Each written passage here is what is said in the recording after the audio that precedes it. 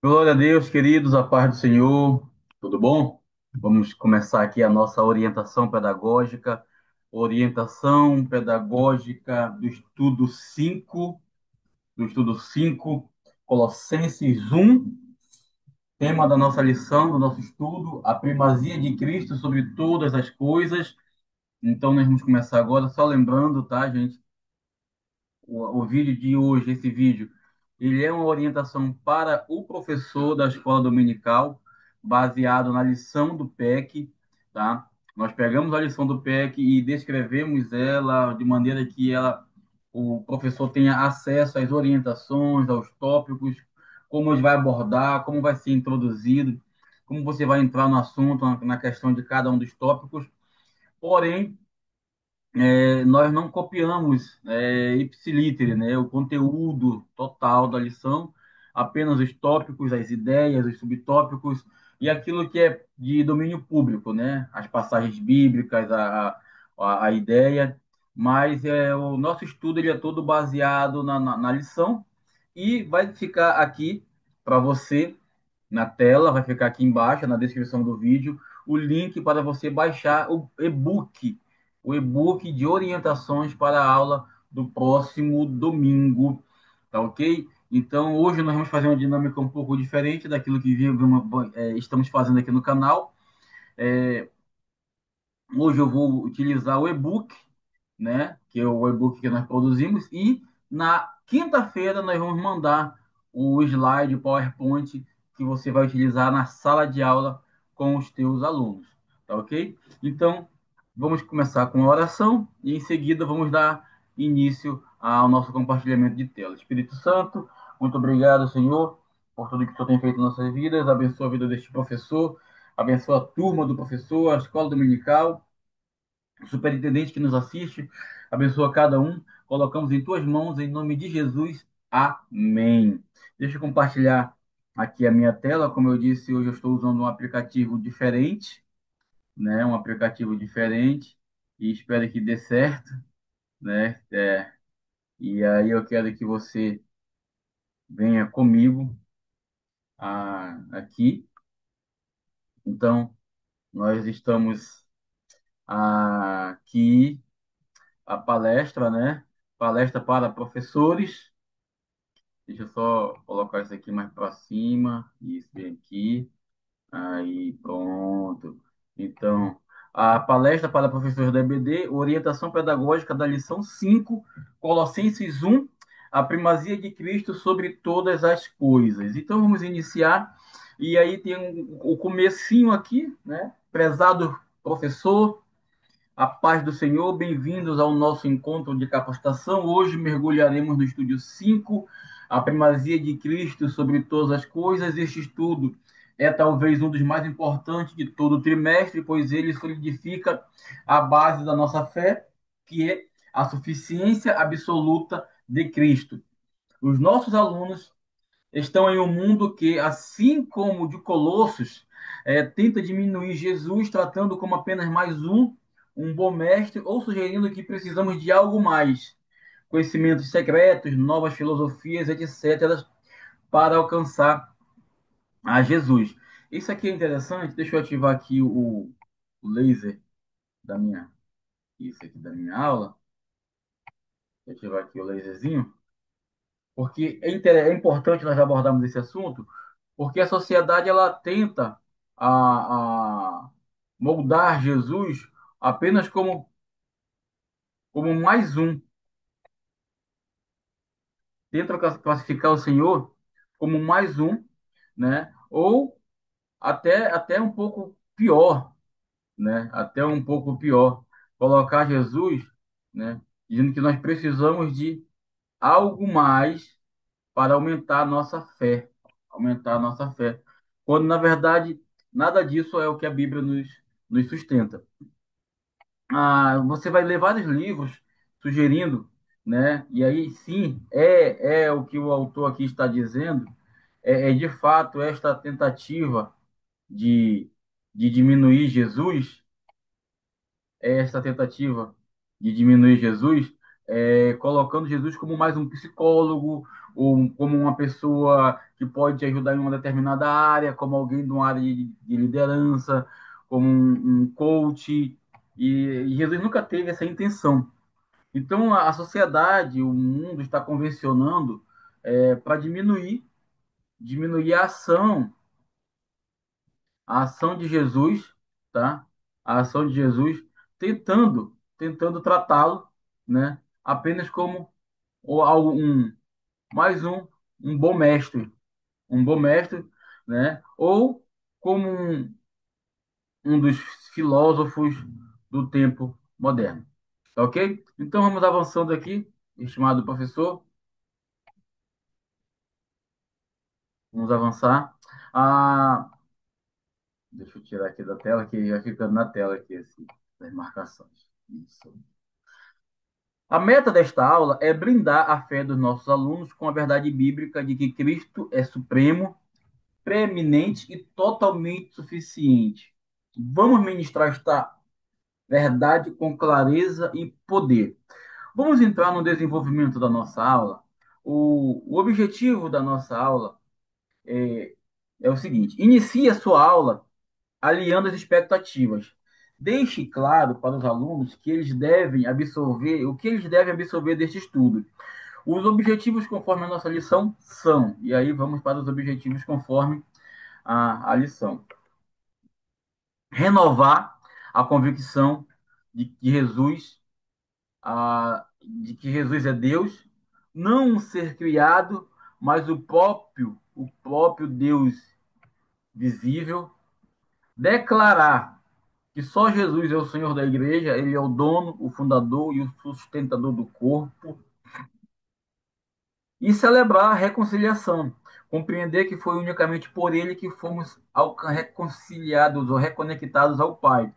Na lição está renovar, declarar, celebrar, a renovar a convicção de que Jesus é Deus, declarar que só Jesus é o Senhor da igreja e celebrar a reconciliação garantida para os que creem em Jesus. Vamos para o exódio da lição de número 5. Os hinos da harpa cristã sugerido na nossa lição são dois, o hino 83 e o 139.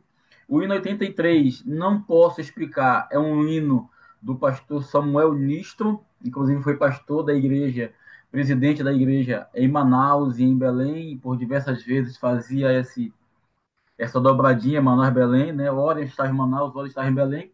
Mas, de fato, o pastor Samuel Nistro foi o primeiro pastor enviado por Belém para presidir a igreja aqui em Manaus, no Amazonas. O hino 139, Jesus, meu eterno Redentor, é do pastor Paulo Leiva Macalão, né? Conhecidíssimo aí pelos irmãos da Assembleia de Deus de Madureira. A o pastor Paulo Leiva, ele é o autor desta belíssima música, Jesus, meu eterno Redentor. O nosso textual, texto de ouro, né? É, ele é a cabeça do corpo da igreja, ele é o princípio, o primogênito entre os mortos, para em todas as coisas ter a primazia. Colossenses 1:18, a gente vai explicar com calma exatamente. Primeiro, algumas verdades que esse versículo nos traz, falando sobre ele, e aí nós vamos só buscar aqui mais uma vez a nossa PEN. Fala que ele, ele, aqui está se referindo diretamente a Jesus como cabeça, ou seja, como o que governa, como o que lidera, como o que pensa, como o que domina, como o que organiza, como o que determina, como aquele que orienta, como aquele que dá os comandos, como o que pensa, como o que age, com todas as sinapses que existem, no caso, aquilo que uma cabeça faz. Cabeça de quê? Cabeça da igreja, ou seja, ele é quem toma as decisões, ele é quem toma as orientações. E aí o apóstolo Paulo traz algumas verdades. Ele mais uma vez reforça aqui, deixa eu colocar em azul, ele mais uma vez reforça aqui o ele, ele, se referindo a Cristo, como que, quais são as características que Paulo dá? O princípio, o primogênito e a primazia. Reforce bem essas três palavras com os teus alunos. Princípio. Ele é o princípio. João, capítulo 1, Evangelho de João, capítulo 1, versículo 1, diz: no princípio era o Verbo, e o Verbo estava com Deus, e o Verbo era Deus. Então, no princípio, o primogênito, a primogenitura entre os mortos. Essa expressão, primogênito entre os mortos, ela é importantíssima porque o que esse texto está dizendo? O que Paulo está dizendo? Que Cristo foi o primeiro que ressuscitou daqueles que vão ressuscitar em um corpo glorioso. É óbvio, irmãos, que Jesus não foi a primeira pessoa a ressuscitar. Paulo ele está dizendo aqui que dentre a primazia de um corpo glorioso, Cristo foi o primeiro, ele é o primogênito. Porque nós temos sim relatos da filha do filho da viúva, lá de Eliseu, que ressuscitou. Nós temos a filha de Jairo, o filho da viúva, que Jesus toca no seu esquife, o próprio Lázaro. E também a Bíblia vai dizer que quando Jesus. Deixa eu pegar uma Bíblia aqui, vamos lá, a Bíblia do Shed. Também diz, o texto bíblico diz que quando Jesus morreu, houve um terremoto, sepulcros se abriram e muitos mortos ressuscitaram. Porém, esses mortos que ressuscitaram, eles ressuscitaram no corpo normal, tá? Não foi no corpo glorioso. Então, quando Paulo vai dizer aqui que ele é o primogênito entre os mortos, ou seja, é a primícia dos mortos, em algumas versões, ele está exatamente dizendo que, assim como Jesus ressuscitou em um corpo glorioso, nós também ressuscitaremos em um corpo glorioso. E Paulo, ele entra em uma verdade muito maçante aqui, porque ele vai dizer aqui, ó, para em todas as coisas a primazia ter a primazia, ou seja, ser o primeiro, ser aquele que começou, ser aquele que de fato iniciou um projeto, um trabalho, ele detém a primazia. E nós vamos continuando. Então essa é a explicação do nosso textuário, Colossenses 1:18. A nossa verdade prática diz assim: Jesus é a resposta para nossas dúvidas. Jesus é a resposta para todas as nossas dúvidas e necessidades. Isso aqui é importantíssimo porque a resposta, o nosso comentarista da lição aqui, né, que deixa eu buscar o nome dele aqui, são dois, é o Padre Rodrigues e o Ney Maranhão, são pastores da Assembleia de Deus, da nossa igreja. Um é do Amapá, né, um é do Amapá, e o outro ali de São Paulo, São José dos Campos, né? Então, com os comentaristas da lição, e ele vai trazer a seguinte declaração: Jesus é a resposta para todas as nossas dúvidas. Então, estou com dúvida, Jesus tem a resposta. Também ele é a resposta para as nossas necessidades. Eu gosto muito dessa expressão, necessidade, tá? A nossa leitura, bíblica, ela vai girar, ela vai ser Colossenses capítulo 1, do versículo 1 ao 23, e eu faço até uma questão de ler um pouquinho aqui com vocês, tá? De ler aqui com vocês, mas vocês têm na Bíblia a expressão aqui correta, tá? Só lembrando que esse material vai estar disponível, isso aqui, esse texto ele foi realmente tirado da Bíblia, tá? Na íntegra. Ah, Paulo, é o Colossenses 1, 23, do 1 ao 23. Paulo, apóstolo de Jesus Cristo, pela vontade de Deus, e o irmão Timóteo. Assim como nós vimos,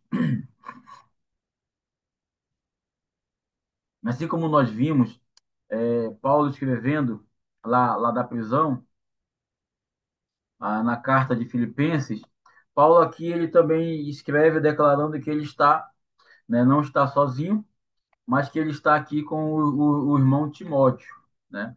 Ele fala que ele está com Timóteo, essa expressão, tá? E Paulo, ele é, de fato, o autor dessa carta dos irmãos de Colosso. E aqui ele se declara, né? Ele se declara como apóstolo de Jesus Cristo, o que gera, em algumas situações, até um certo constrangimento para algumas pessoas, porque Paulo ele não é o apóstolo do colégio apostólico, ou seja, Paulo não está ali entre os 12. Aí, aqui, para quem que Paulo escreve? Aos irmãos, e aí ele vai reforçando aqui, aos irmãos, aos santos e irmãos fiéis em Cristo que estão em Colossos, graça a vós e a paz da parte de Deus, nosso Pai, e do Senhor Jesus Cristo. Graça damos a Deus e Pai de nosso Senhor Jesus Cristo, orando sempre por vós. O versículo 4 diz: Porquanto ouvimos da vossa fé em Cristo Jesus e do amor que tendes para com todos os santos, por causa da esperança que vos está reservada nos céus, da qual já antes ouviste pela palavra da verdade do Evangelho, e que chegou a nós, como também está em todo o mundo, e já vai frutificando, como também entre vós, desde o dia em que ouviste e conheceste a graça de Deus em verdade.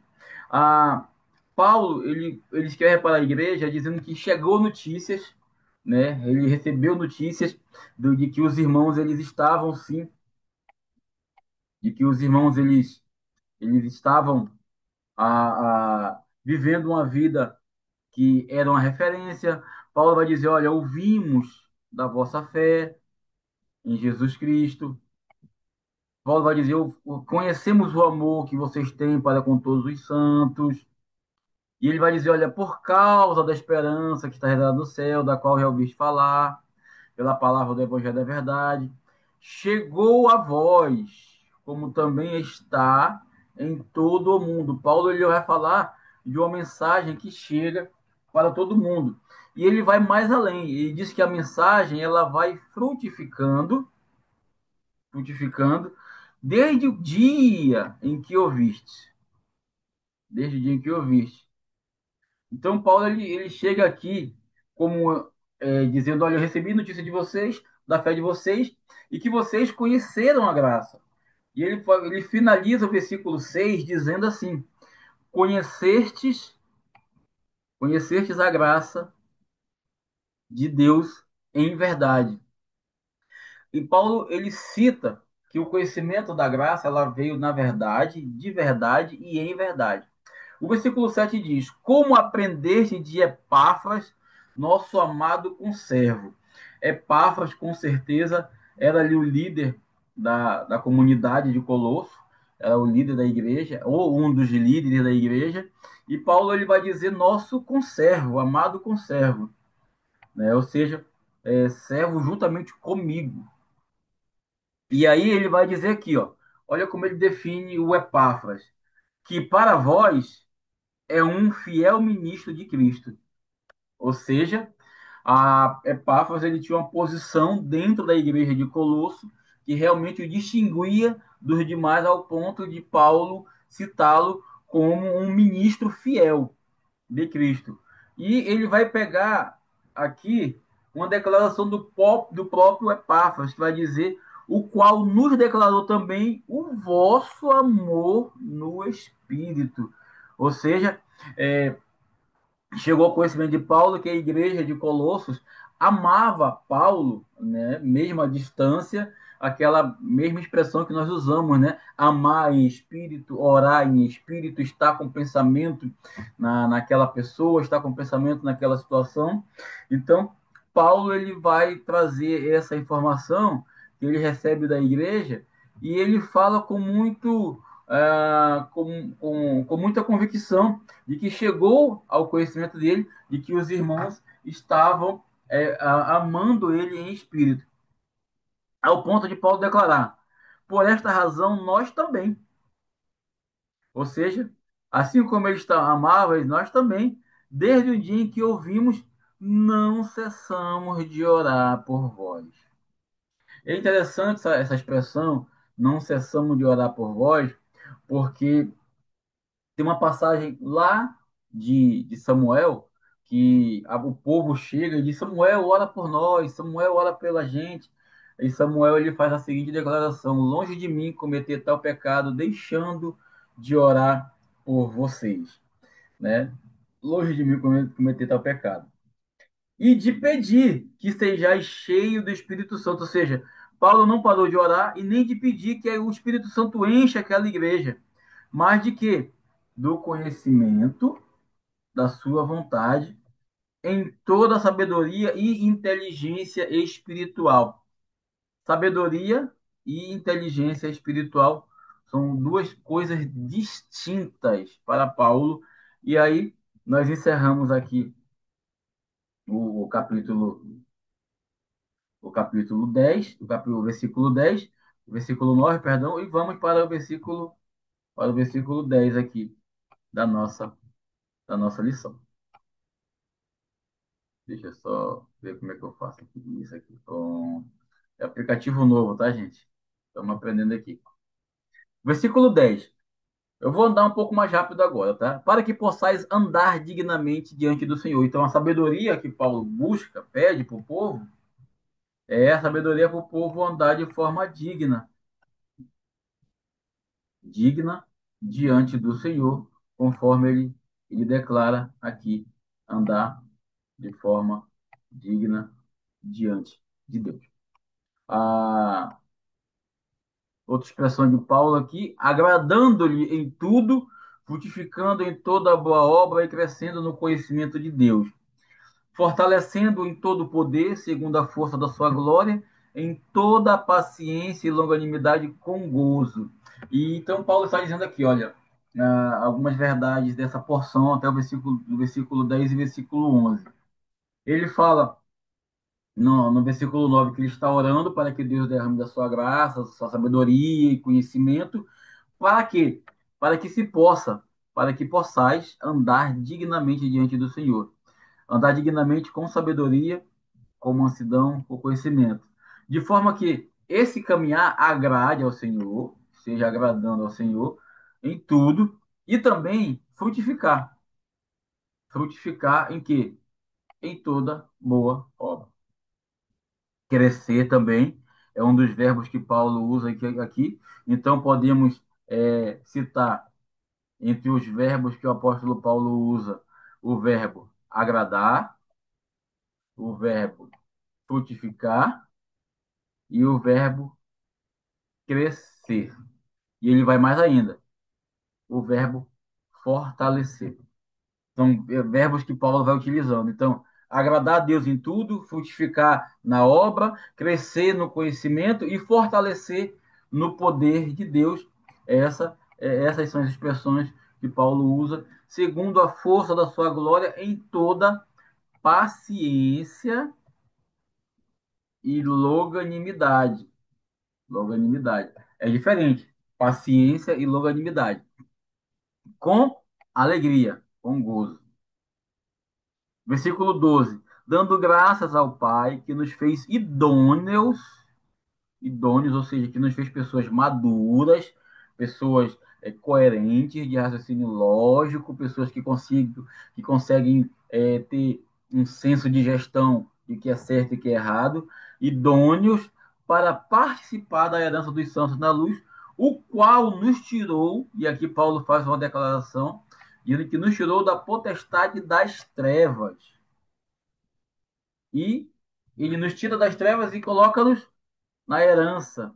Ele nos coloca como herança da luz, nos tirou das trevas e nos transportou para o reino do Filho do seu amor, em quem temos a redenção pelo seu sangue, a saber, a remissão dos pecados, o qual é a imagem do Deus invisível. E aqui algumas declarações de Paulo no versículo 15 de Colossenses 1, versículo 15, o qual é a imagem do Deus invisível, o primogênito de toda a criação, porque nele foram criadas todas as coisas que há no céu e na terra, visíveis e invisíveis, sejam tronos, sejam dominações, sejam principados, sejam potestades, tudo foi criado por ele e para ele. E aí que é importante nós declararmos essa porção algumas situações. Vai dizer que Cristo ele é a imagem do Deus invisível. Existe a quinta regra da hermenêutica, que é a regra das figuras de linguagem. Existe uma figura de linguagem chamada antropomorfismo, né? Antro, homem, morfismo, partes humanas, né? Morfos, corpo. Então, antropomorfismo é quando nós usamos uma figura de linguagem de colocar forma humana em Deus. Por exemplo, os olhos de Deus, a boca de Deus, a mão de Deus, os pés de Deus, a mão do Senhor. De fato, Deus não tem forma, porque Deus ele é invisível. E além de invisível, Jesus declara que Deus é espírito. Espírito não tem forma. Haja vista que Deus só vai passar a ter uma forma humana e a ser conhecido como forma humana em Jesus Cristo, quando Paulo diz que ele se torna o primogênito da criação. Não está dizendo, Paulo, que Jesus foi criado. Está dizendo que Jesus, ao nascer, lá em Filipenses, nós estudamos sobre a kenosis de Jesus, que é a renúncia da sua divindade. Jesus, ao renunciar a exercer a sua kenosis, a renunciar à sua divindade, ele se entrega como a imagem visível de um Deus que nós não vemos, de um Deus invisível, como o primogênito de toda a criação. E aqui Paulo vai declarar, não que Jesus foi um ser criado, mas porque nele. Deixa eu colocar até aqui um verdezinho mais forte. Porque nele foram criadas, ou seja, em Jesus foram criadas todas as coisas que há nos céus e na terra. Tudo que há no céu e na terra foi criado por Jesus, porque nele foram criadas todas as coisas que há no céu e na terra, visíveis e invisíveis. Visíveis e invisíveis. E quando ele se refere aqui, quando ele se refere, sejam tronos, sejam dominações, sejam principados, sejam potestades. Tronos, dominações, principados e potestades. Aqui, claro, Paulo está se referindo à classe angelical. Os anjos, tronos, que são aqueles anjos que estão mais perto do trono de Deus. As dominações, que são anjos que têm domínios, né, que governam em determinadas áreas. Principados, são anjos que governam ou guardam a primazia de determinada região. Por exemplo, o próprio Miguel, ele é um príncipe de Israel, ou seja, ele guarda aquela região. E potestades, poder. Ou seja, através de Jesus foram criados os tronos, domínios, principados e poderes. E Paulo, ele finaliza com uma declaração maravilhosa. Tudo foi criado por ele e para ele. Tudo foi criado por ele e para ele. Por ele e para ele. Ou seja, por ele. Ele que criou. Ele executou. Ele fez. E para ele, para a sua adoração, para a sua glorificação. Vamos prosseguindo um pouco mais. É ele antes de todas as coisas, é ele antes de todas as coisas, e todas as coisas subsistem por ele. Paulo vai dizer que Jesus ele é antes de tudo, antes, antes do mundo existir, Jesus já existia, como declara o evangelista João, no capítulo 1, versículo 1. No princípio era o Verbo, e o Verbo estava com Deus, e o Verbo era Deus. Ele estava no princípio com Deus. E aí é interessante, eu vou pedir para você pegar a sua Bíblia Sagrada e abrir no livro de João, no livro de João, o capítulo 1, para a gente discorrer alguns versículos. O versículo 1, no princípio era o Verbo, e o Verbo estava com Deus, e o Verbo era Deus. ele estava no princípio com Deus. Versículo 3: todas as coisas foram feitas por intermédio dele, e sem ele, nada do que foi feito se fez. Versículo 4: a vida estava nele, e a vida era a luz dos homens. A luz resplandece nas trevas, e as trevas não prevalecem contra ela. Então, aqui está se referindo a essa divindade de Jesus Cristo.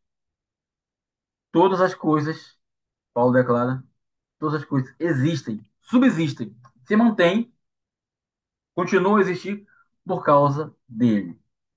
E aí o nosso texto áudio, o nosso texto, o nosso texto áudio, que diz assim: e ele é a cabeça do corpo da igreja, é o princípio e o primogênito dentre os mortos, para que em tudo ele tenha preeminência ou primazia. Ou seja, Jesus, ele é quem governa a igreja, e aqui nós estamos falando da igreja católica, não da romana, a igreja invisível, a igreja universal, a igreja que alcança todos os povos, né? Porque nós, a maioria dos teólogos, né, nós acreditamos que a igreja de Cristo ela é uma igreja universal, ela é uma igreja católica. Nós não acreditamos que ela seja romana, mas que ela é uma igreja que alcança todos. Versículo 19: porque foi do agrado do Pai que toda a plenitude nele habitasse. Então, Paulo diz que foi a vontade de Deus que fez que toda a plenitude habitasse em Jesus. Versículo 20: e que, havendo por ele feito a paz, e que, havendo por ele feito a paz pelo sangue da sua, e aqui vamos, pelo, a paz veio através do sangue da sua,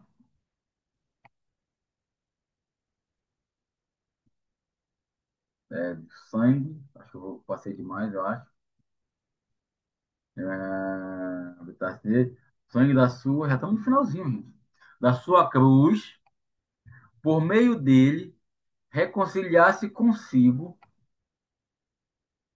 reconciliasse consigo mesmo todas as coisas, tanto a que estão na terra como a que estão no céu. Ou seja, Paulo está dizendo que por meio dele, por meio de Jesus, existe a reconciliação de todas as coisas, tanto as que estão na terra como as que estão no céu. Ou seja, nós também, Paulo vai declarar, nós também, no outro tempo, éramos estranhos e inimigos no entendimento pela vossa mais obras, ou obras mais. Agora, contudo, vos reconciliou. Ou seja, assim como Jesus ele é o agente dessa reconciliação, Paulo está dizendo, olha, no outro tempo, em um passado, nós éramos estranhos e nós éramos inimigos no entendimento. Ou seja, nós não queríamos entender nossas falhas, nossos erros, nossas limitações. Então, a gente era estranho, a gente era inimigo para esse contexto. Mas, contudo, Cristo nos reconciliou. Reconciliou com quem? Com o Pai. Nos reconciliou com o próprio Deus. No corpo da sua carne, versículo 22. No corpo da sua carne, pela morte, para perante ele vos apresentar santos, irrepreensíveis e inculpáveis. Ou seja, foi na carne, foi no seu corpo, através da sua morte. E aqui é uma declaração de fé da igreja cristã, que nós declaramos no credo apostólico, que Jesus ele padeceu sob Pôncio Pilatos, foi crucificado, morto e sepultado. Ou seja, a morte de Jesus a morte de Jesus, ela existiu para que nós pudéssemos ter vida. Porque perante a morte dele, nós somos representados, nós somos apresentados como pessoas santas, e aqui Paulo vai dizer isso. Como é que a gente é apresentado através de Jesus, através da morte de Jesus? Santos, irrepreensíveis e inculpáveis, ou seja, tetelestai. Não há culpa, não há repreensão, não há cédula de dívida, porque nós nos apresentamos através da morte de Jesus como santos, irrepreensíveis e inculpáveis.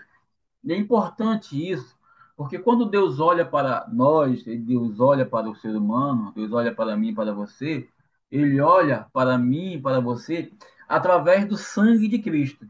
E aí ele nos vê como pessoas santas, irrepreensíveis e inculpáveis. Versículo 23.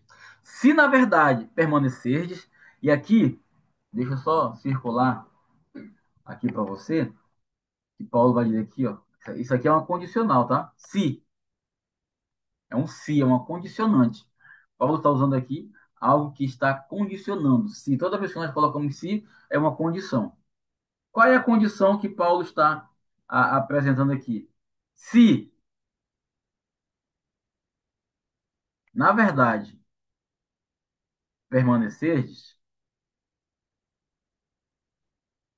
fundados e firmes na fé, não vos moverdes e não vos moverdes da esperança do evangelho que tendes ouvido, o qual foi pregado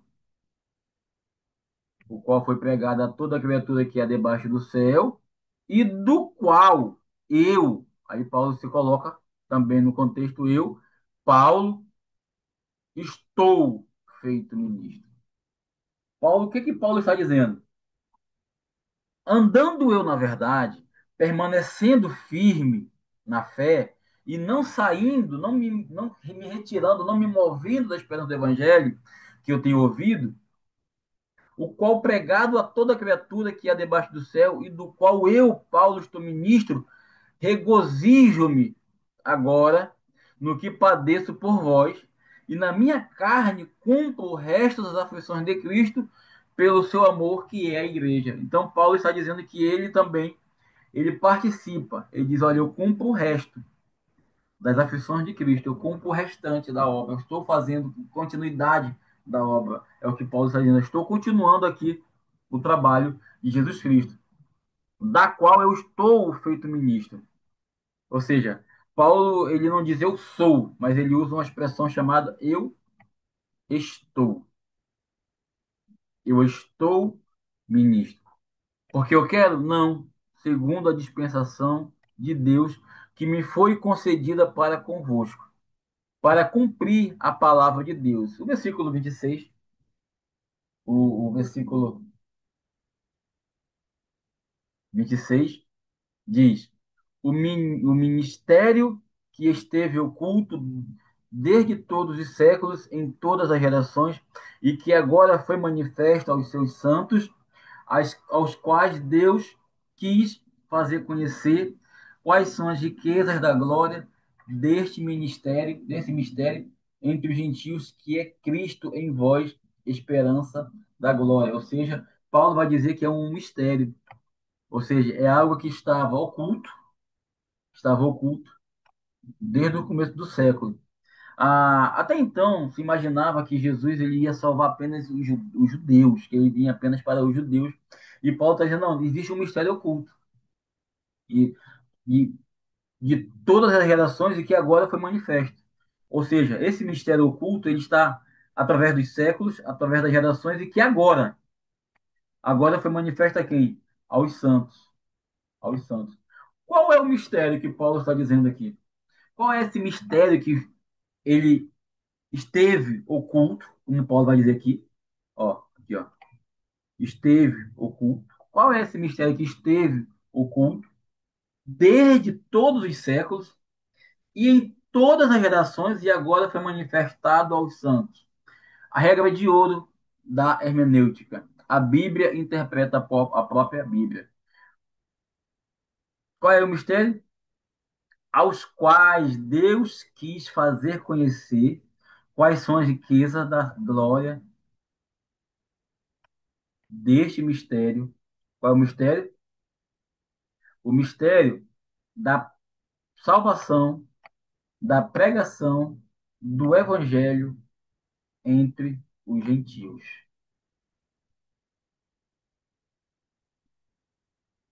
Porque até então se imaginava que os gentios eles não seriam alcançados pelo evangelho.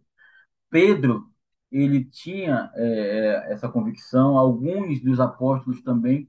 É por isso que houve a necessidade do primeiro concílio, o concílio de Jerusalém, Atos capítulo 15, de existir, porque os gentios estavam convertendo-se. E esse mistério, o mistério da salvação dos gentios, ele estava oculto em Deus. E ele vai finalizar dizendo: Cristo é em vós a esperança da glória. Cristo é em vós a esperança da glória. Vamos avançar um pouco mais aqui.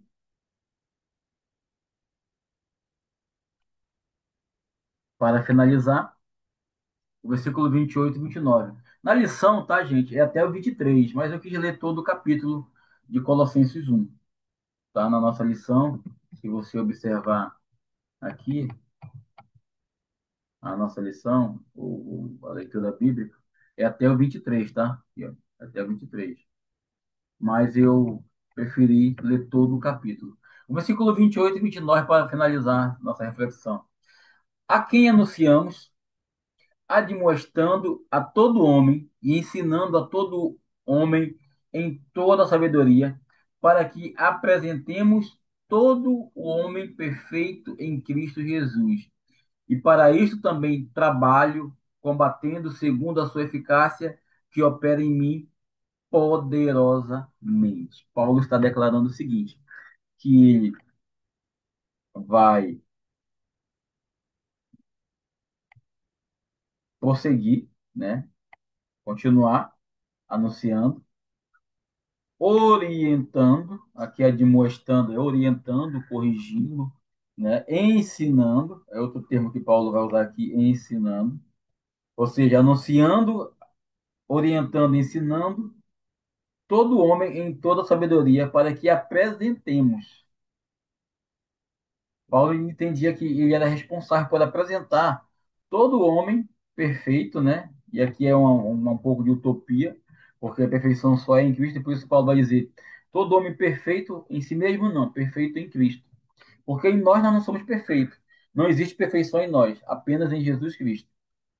Versículo 29, e para isto também trabalho. Ou seja, para que Paulo trabalha? Para apresentar as pessoas a Cristo, combatendo segundo a eficácia que opera em mim poderosamente. Então, Paulo declara que Deus, a eficácia do poder de Deus, opera nele de maneira poderosa. E aí, aqui a nossa dinâmica, tá? A dinâmica de abertura, um único caminho. E aqui, professor, nós vamos utilizar, né? Deixa eu diminuir aqui o mouse aqui.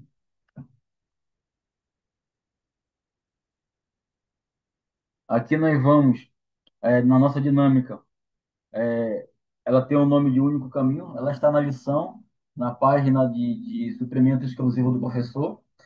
Vamos utilizar a excelente sugestão de dinâmica da nossa revista para o quebra-gelo e introduzir o tema da reconciliação. A execução da dinâmica, eu vou dar um passo a passo, mas na lição também está bem explicada. Peça a um voluntário que se posicione à frente da sala, representando Deus. Peço aos demais alunos que tentem impedir que essa pessoa se aproxime de Deus, são os obstáculos. Interrompa-os e diga que ninguém pode se aproximar de Deus por conta própria, por mérito, por ser bom ou etc., por ter mais dinheiro ou recurso. Explique que só há uma senha para ter acesso ao reino de Deus, né? Que é o próprio Deus. E aqui a lição aprendida, né? O aluno só pode se aproximar de Deus se disser: não mereço, mas creio em Jesus e ele me reconciliou com Deus. A reflexão desta lição que nós vamos tirar conclua a dinâmica explicando exatamente o que a revista nos orienta. Ninguém está por cima de Deus por esforço próprio. Jesus é o único mediador. A heresia em Colossos tentava criar outros caminhos, anjos, filosofias, etc., né? Mas Paulo nos ensina que só existe um caminho. Vamos avançar um pouco mais. O tópico um da nossa lição, e vamos comentar sobre como é que você vai abordar o tópico um, né? Nós vamos começar aqui pela introdução. E aí, a nossa orientação de abordagem, o professor, este tópico é o porquê da carta. Se os alunos não entenderem o problema da heresia, não entenderão a solução, ou seja, a primazia de Cristo. Então, essa aqui é a introdução, a carta, né, a introdução a Colossenses, como é que a gente vai entrar no mundo de Colossenses, a conhecer esse universo. Esse tópico aqui é o porquê. Por que que Paulo escreveu essa carta? Porque tinha um problema na igreja, que era o problema das heresias. E qual foi a solução que Paulo trouxe? A primazia de Cristo. Então, Paulo fala que ele é o autor da carta. Paulo se apresenta aqui como autor da carta. E ele também ele fala que o destinatário dessa carta são os santos que se encontram em Colossos, ou seja, são os irmãos de Colossenses. Só para deixar claro, Paulo, ele é o autor de Colossenses, uma vez que ele fala no singular, eu, né? Eu, e ele diz que ele estava servindo de Timóteo. Timóteo provavelmente era o seu redator, ou como a gente usa um termo na teologia chamado amanuense, né? Timóteo era o seu secretário, era aquele que redatava, que escrevia, né? Possivelmente Paulo estava preso, né? Essa é uma das cartas da prisão. Paulo estava preso, acorrentado, e o Timóteo era quem escrevia, e Paulo ia ditando, Timóteo ia escrevendo. Mas, ao final, como de costume, Paulo ele assume a escrita, ele lava de próprio punho a saudação de encerramento. Paulo ele vai dizer isso, né? Que ele de próprio punho escreve o encerramento, confirmando ali a autenticidade da carta, a autoridade da sua carta. E a tradução, ela fixa a origem dessa carta como se fosse de Roma, né? Paulo estava em Roma, ali no ano 61, 63, depois de Cristo, né? Assim como as cartas, né, de Efésios, Filipenses e Filemon. Também, Colossenses é uma chamada carta da prisão. Já falei isso, né? Quem é o destinatário? O destinatário. O destinatário é a cidade de Colosso, a igreja que se reunia em Colosso, uma cidade que ficava a 160 quilômetros de Éfeso, ou seja, a igreja de Efésios, né, dos irmãos de Éfeso, região da Frígia, parte da província romana da Ásia Menor. Hoje, atualmente, é a Turquia, né? A Turquia, lá, a cidade de Colosso, hoje é a Turquia. Estava situada no vale do rio Lico, né? Ladeado, ou seja, de duas importantes cidades, Laodiceia e Herápolis.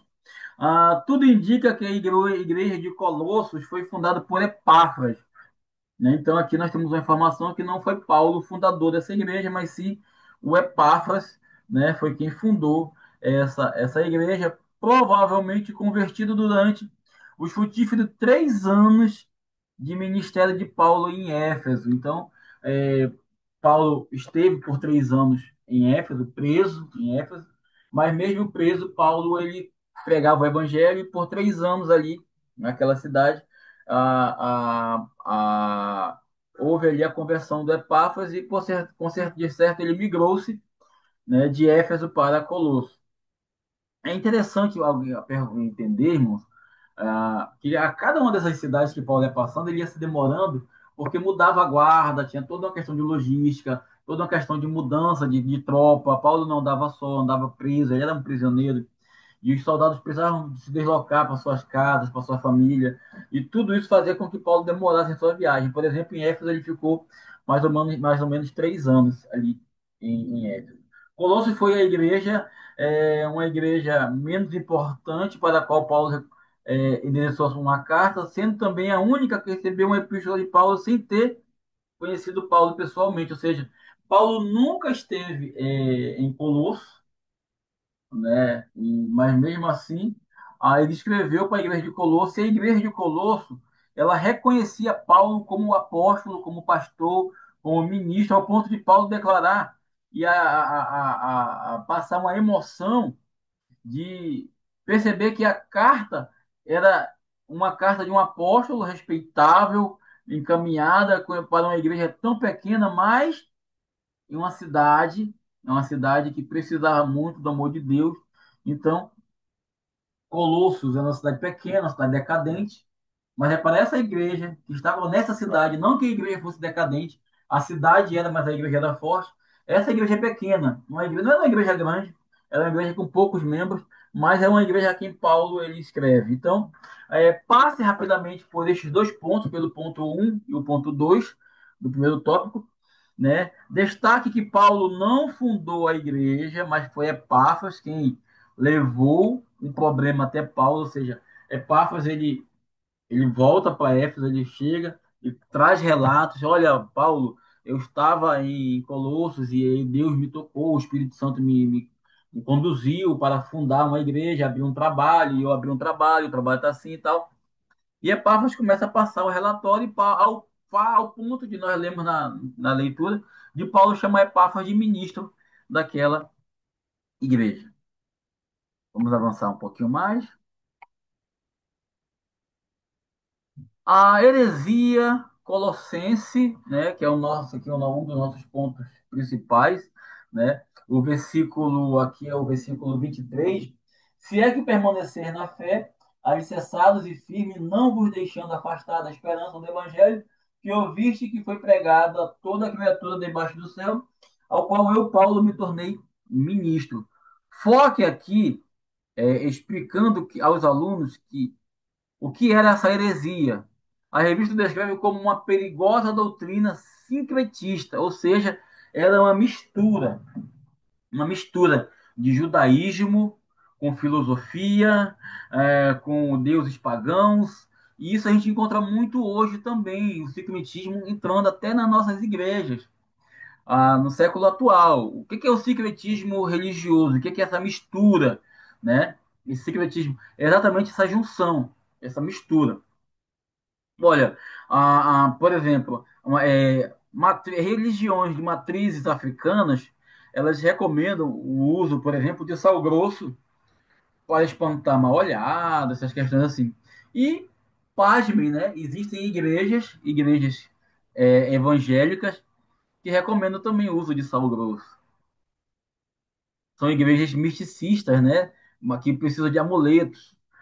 Então, Paulo ele foca nisso, mas aí aqui especificadamente Paulo está falando do legalismo judaico, que é a guarda do sábado, os ritos, os sacrifícios, as adorações judaicas, as celebrações judaicas, a circuncisão, a circuncisão, o culto a anjos, o culto a anjos. E é por isso que Paulo aqui ele vai reforçar que Jesus é o quem cria os tronos, os principados, as potestades, os anjos, porque as pessoas estavam adorando o anjo também. Hoje existe uma grande gama de crentes que adoram anjos, né? Ou invocam anjo. Eu já participei, já tive a oportunidade de participar de alguns eventos que as pessoas invocam anjos para fazer alguma determinada ação, né? Eu nunca entendi muito bem o porquê, mas acontece. Ah, uma outra heresia que Paulo estava combatendo também era a filosofia pagã, entre elas o gnosticismo ou a gnosis, né? Que é a ideia que a matéria e o corpo é má e que a salvação vem por um conhecimento, ou seja, por uma gnose, um conhecimento secreto, um conhecimento elevado. O movimento gnóstico ele cresceu muito nesta época, já existia, e hoje ainda existe, até mesmo aqui em Manaus, né? Eu falo de Manaus, até mesmo aqui em Manaus, esse movimento ele persiste. E aí a dica do ensino: pergunte aos alunos qual era o resultado dessa mistura. A resposta está na própria revista. A heresia ensinava que Cristo não era suficiente. Ele precisava de algo mais. É para combater isso que Paulo escreve os versos seguintes. Ou seja, para combater o quê? Para combater esse pensamento dos irmãos de Colossos que imaginava que precisava de algo mais além de Cristo. Além de Cristo. Ou seja, eu tenho um Cristo, mas eu preciso de um óleo. Eu tenho um Cristo, mas eu preciso de um sal. Eu tenho um Cristo, mas eu preciso de um crucifixo. Eu tenho um Cristo, mas eu preciso de uma água benta. Eu tenho um Cristo, mas eu preciso de um amuleto. Eu preciso de algo mais, porque só Cristo não é suficiente. Eu tenho um Cristo, mas eu preciso misturar a minha fé com a fé dos outros. E aí, hoje, nós temos muitas igrejas cristãs que celebram festas de tabernáculo, festa do Yom Kippur, festa judaicas, festa das tendas, festa de Pentecostes. Quando isso, a Bíblia vai dizer que era sombra de coisas futuras, né? Então, a nossa recomendação não é celebrar essas festas. Vamos avançar um pouco mais. O tópico 2: a condição dos colossenses. A condição dos colossenses aqui são três: é a gratidão, a oração e a libertação. Aqui na gratidão, é o versículo 3. Damos sempre graças a Deus Pai de nosso Senhor Jesus Cristo quando oramos por vós. Paulo está aqui dizendo que ele sempre orou pela igreja de Corinto, que ele sempre ora. E a orientação aqui, professor, antes de abordar a oração de Paulo, é fundamentalmente iniciar com o apóstolo dizendo a gratidão. E qual é esse aspecto da gratidão? Paulo destaca aos alunos que, mesmo sabendo dos problemas daquela igreja, Paulo agradece ao Pai pela tríade de virtudes, ou seja, ele demonstrava aqui a fé em Cristo, o amor ao próximo e a esperança do porvir. Qual é a tríade? A tríade é esta aqui, queridos, olha. Só para deixar claro, a tríade de virtudes cristãs é essa aqui. A fé em Cristo, o amor ao próximo e a esperança no porvir. São esses três aspectos que Paulo levanta. A fé deles era saudável e gerava frutos espirituais visíveis, ou seja, não era uma fé sem fundamento, não era uma fé infundada, era uma fé que gerava frutos. A oração é o ponto 2, e aí a oração é o versículo 9 de Colossenses 1, a parte A. Por esta razão também, nós, desde o dia que ouvimos, não cessamos de orar por vós. Professor, este é o momento crucial da aula. Use a oração de Paulo como um modelo perfeito de intercessão. A revista enfatiza que o conteúdo desta oração é o exato oposto da tônica imediatista, egoísta e, sobretudo, materialista que marca muitas das nossas orações hoje. Ou seja, é uma oração pelo outro, em favor do outro. É uma oração que não é aquela oração que eu quero agora, do imediato, ou egoísta que eu quero para mim, ou material. Para mim estar feliz eu tenho que ter, eu preciso de algo físico. Não, não é isso. Muitas das marcas das orações atuais, elas têm essa característica, ela tem essa tônica. As orações de hoje, feitas em muitas igrejas, por muitos irmãos, por muitas pessoas, têm essa tônica. É a oração imediata, egoísta e materialista. Tá? É importante nós combatermos esses aspectos da oração. Paulo não ora por saúde ou dinheiro ou conforto. Ele ora por bênçãos espirituais. A revista nos aponta 6 bênçãos preciosas que Paulo rogou para os colossenses. E aqui, irmão, nós vamos falar dessas 6 bênçãos que Paulo vai falar. A primeira bênção aqui, deixa eu abrir aqui o lapisinho, é conhecer a vontade de Deus. Conhecer a vontade de Deus. Aqui, professor, você vai ensine que o nosso ponto de partida, este é o nosso ponto de partida. Paulo ora para que eles transbordem, ou seja, eles ultrapassem o pleno conhecimento da vontade de Deus. Não é um conhecimento superficial, não é um conhecimento superficial, mas uma compreensão profunda do plano divino. É importante nós entendermos isso, que Paulo aqui, e você reforçar isso para o teu aluno, que Paulo quer que eu conheça a vontade de Deus ao ponto de eu transbordar a vontade de Deus. A segunda bênção que Paulo aponta, praticar o discernimento espiritual. O comentário aqui é destaque que o conhecimento do ponto 1, tá? Precisa da aplicação. E qual é a aplicação? É o discernimento. O discernimento espiritual o entender, o entender quando eu devo e quando eu não devo aqui aplicar a vontade de Deus, a palavra de Deus, ter de fato essa compreensão. Tá? Deixa eu limpar aqui e vamos avançar para a terceira bênção. Qual é a terceira bênção? A terceira bênção ela é viver em santidade. Este é o objetivo prático da oração. A revista mostra essa conexão entre o conhecimento de Deus e o discernimento que devem resultar em viver em santidade. É uma conexão, tá? É uma conexão entre o conhecimento de Deus e o resultado desse conhecimento é viver uma santidade. Produzir frutos de honra. E o comentário aqui é: a santidade não é passiva, ou seja, eu não sou santo apenas porque eu estou parado.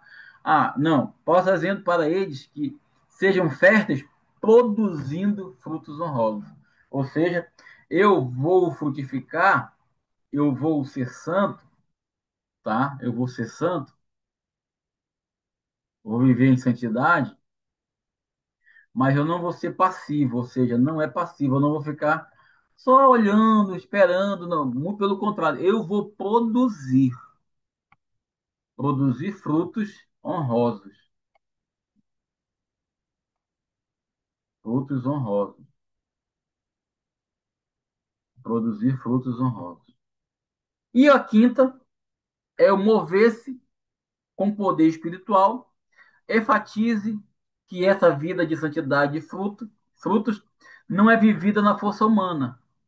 A revista aponta que ela é vivenciada na força do Senhor. Paulo ora especificadamente por poder espiritual. E aqui Paulo usa uma expressão no grego chamado dínamos. Dínamos, ou seja, é uma explosão, né? A palavra dinamite vem da raiz dessa palavra poder, dínamos, que é algo que faz barulho. Né? Então, Paulo quer que nós possamos fazer, transferir este poder de formas que o poder de Cristo se aperfeiçoe cada vez mais em nós.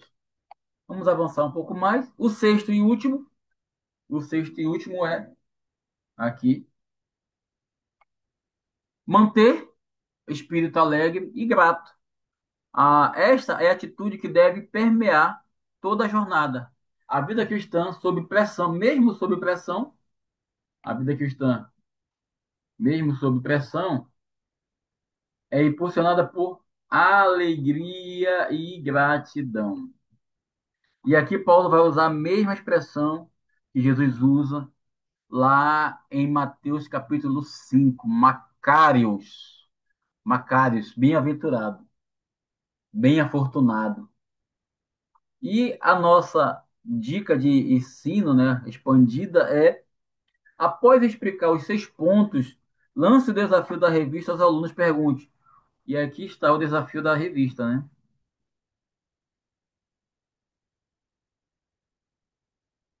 Pergunte. O desafio da revista é esse aqui.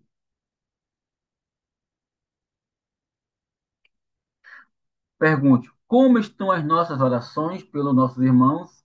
Elas refletem esse foco de Paulo ou estamos presos na tônica imediatista, egoísta e materialista? Essa tríade aqui, irmão, é uma tríade que nós precisamos fugir dela.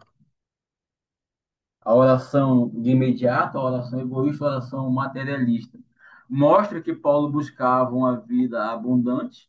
Essa vida abundante está lá em João 10:10. Eu vim para que tenham vida e a tenham em abundância. E cheia do Espírito Santo. Efésios 5:18 a 21. Lembre a classe da promessa de Mateus 6, versículo 33, citado pela revista.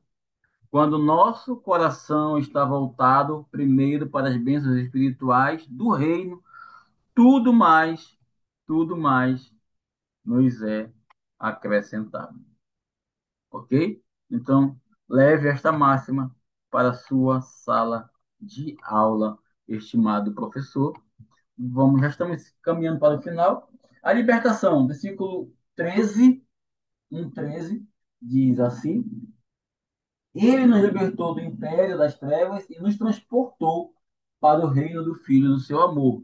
Professor, este é o fundamento da nossa salvação. Use a linguagem forte da revista para descrever o que Deus fez por nós. Ensine que não fomos apenas melhorados, ou seja, Jesus não nos melhorou apenas ou nos ajudou. Ao contrário, o texto diz que ele nos libertou do império das trevas e transportou, nos transportou para o reino do Filho do seu amor. Ou seja, foque. A lição ela traz uma abordagem nesse tópico muito forte. Então, use essa linguagem forte da revista para trazer esse tema, tá? Nós não fomos melhorados, apenas melhorados ou ajudados. Ao contrário, a Bíblia diz que ele nos libertou das trevas e nos transportou para o reino do Filho do seu amor. A revista compara este ato ao resgate de Israel da escravidão do Egito. E ele vai dizer que nós fomos arrancados de onde? Do domínio de Satanás. Arrancados do domínio de Satanás. Vamos avançar um pouco mais.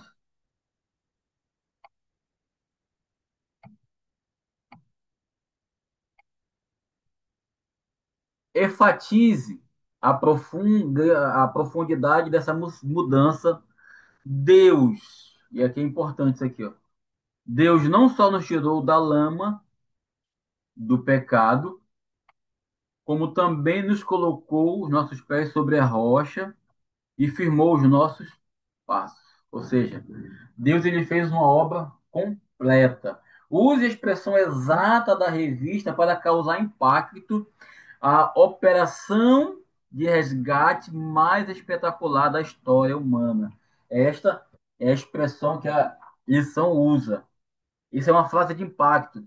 Jesus fez, Deus fez por nós, o que Deus fez por nós foi a maior, a operação de resgate mais espetacular da história. Eu tive um professor na faculdade que ele nos ensinou sobre salvação. A matéria dele era soteriologia, né, doutrina da salvação. E ele nos ensinou sobre o GPS, que é o grande plano da salvação. Deus ele fez esse grande plano da salvação no ato da queda do homem lá no Éden. Então, dali, Deus já criou a operação resgate, a operação de resgatar o homem, de religar o homem a Deus. Conclua explicando a mudança radical de identidade que isso gerou. Deixamos de ser filhos da ira e passamos a ser, deixamos de ser inimigos de Deus para nos tornarmos, aqui é importantíssimo isso aqui, eu vou reforçar, para nos tornarmos,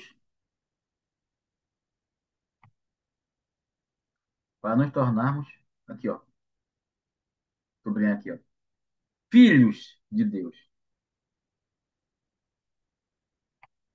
Aqui o convite é para nos tornarmos filhos de Deus, agora sujeito à sua sábia direção e total proteção, ou seja, a direção que nós recebemos agora é a direção do Senhor e a proteção também é a proteção divina, a proteção do nosso Senhor. O tópico 3, esse é o último tópico, a primazia de Cristo, e aí nós vamos entender o que é essa primazia. Professor, este é o coração da aula. É aqui que combatemos a heresia, ou seja, a revista nos dá uma defesa teológica profunda quando ela fala que Jesus é o Senhor da criação, é o ponto-chave, versículo 15. Esta é a imagem do Deus invisível, o primogênito de toda a criação. O ponto-chave aqui é imagem de Deus, tá? O ponto-chave aqui é imagem de Deus, aqui, imagem de Deus, do Deus invisível. A dica é: se Deus é Pai, se Deus Pai é invisível, Jesus é a fotografia, ou seja, o visível, né? A imagem perfeita de Deus. Jesus diz isso quando os discípulos pediram, Pai, mostra, Jesus mostra-nos o Pai. Jesus diz, quem vê a mim, vê o Pai. Essa é a declaração de Jesus, né? Quem me vê, vê o Pai. O ponto-chave da, da criação é que Jesus é o primogênito da criação, ou seja, aqui a gente precisa, né, alertar para o cuidado com a heresia, porque a revista nos adverte que isso não significa que Cristo foi o primeiro a ser criado. Explique que o termo primogênito aqui na revista, como a revista ensina, refere-se aos privilégios de autoridade especial e soberana, ou seja, ele é o dono da herança, o soberano sobre a criação. O texto prova que ele não é criado, pois tudo foi criado por meio dele e para ele. Ele é o Criador, não a criatura. Ele sustenta todas as coisas. Atanásio, o credo de Atanásio, vai dizer que o Pai não é criado, o Filho não é criado, o Espírito Santo não é criado. Contudo, não são três seres incriados, mas são um Deus que subsiste em três pessoas que não foram criadas. Tá? Importante. A cabeça da igreja. Cristo não é apenas aqui, né, apresentado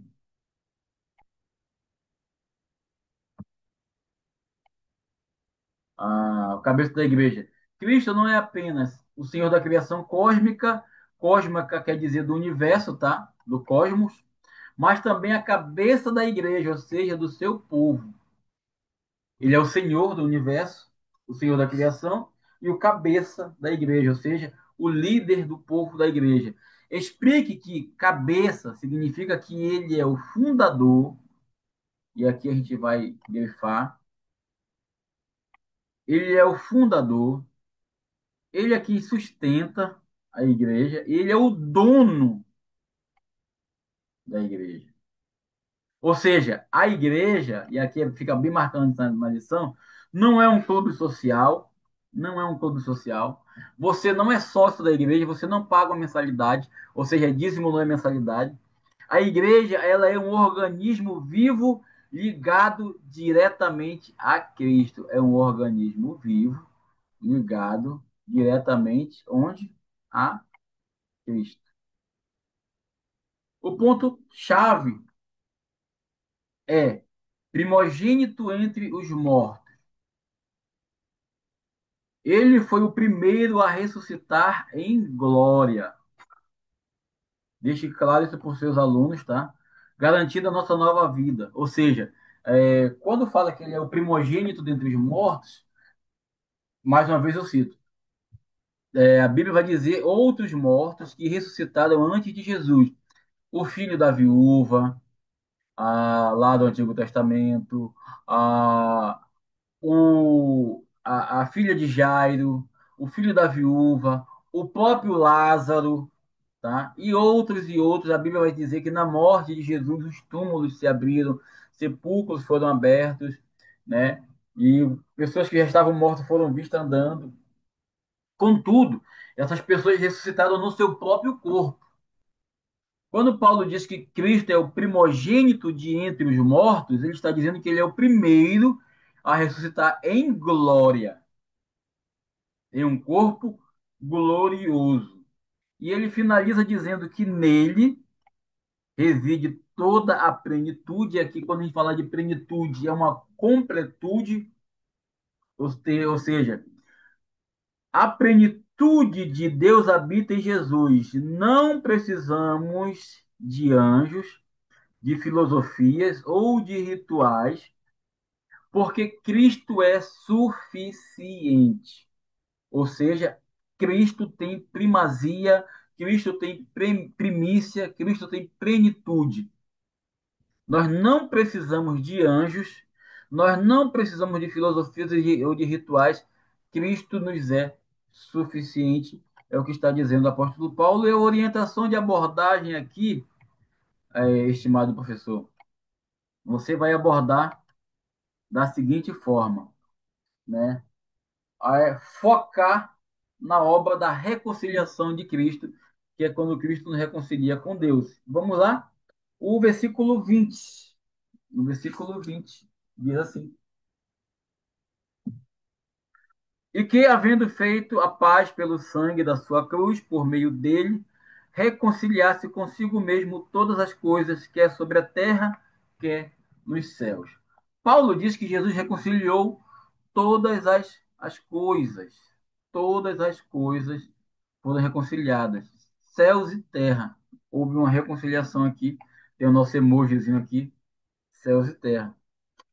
Explique que o alcance cósmico da cruz, a queda não afetou só o homem, mas afetou toda a criação. A cruz de Cristo inicia a restauração de tudo. Ou seja, quando o homem cai, quando Adão e Eva pecam ali, não é somente o ser humano que cai, mas é afetado toda a criação. Toda a criação ela perece, ela padece com esse pecado. A cruz de Cristo inicia a restauração de tudo, ou seja, Paulo alerta contra a heresia do universalismo.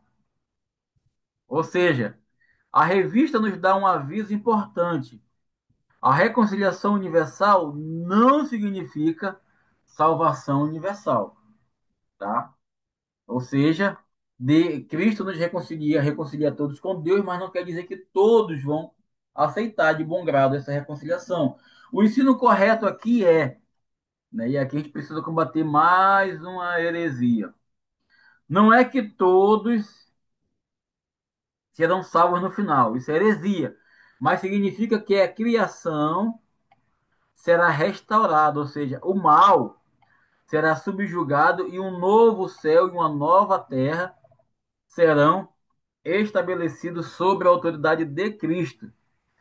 Somente aqueles que creem em Jesus serão salvos. Somente aqueles que creem em Jesus serão salvos. Então, o ensino correto é este, tá bom? Vamos avançar um pouco mais aqui. Já estamos indo para o final da nossa aula. Aplicação pessoal. Aplicação pessoal. Ok. Aplicação pessoal. Tá? Vamos concluir agora a aplicação pessoal. E as respostas. Conclua a aplicação pessoal. Conclua a aplicação pessoal, reforçando a mensagem da revista. Jesus dá coerência e sentido não apenas às nossas vidas, mas para o universo inteiro. Em Cristo, tudo se conecta. Alegre-se, pois, no nosso Salvador, 100% supremo e 100% suficiente. E as respostas das perguntas, né? Reserve aqui, sim, um tempo para as perguntas, ainda durante a sala de aula, tá? Primeira pergunta: durante qual período Paulo escreveu a carta? Durante a sua prisão em Roma, entre 61 e 63. O que Paulo disse que Deus fez pelos colossenses? Deus libertou do império das trevas e transportou para o reino de Cristo. Quem é o cabeça da igreja? É Cristo, né? Jesus Cristo é o cabeça da igreja.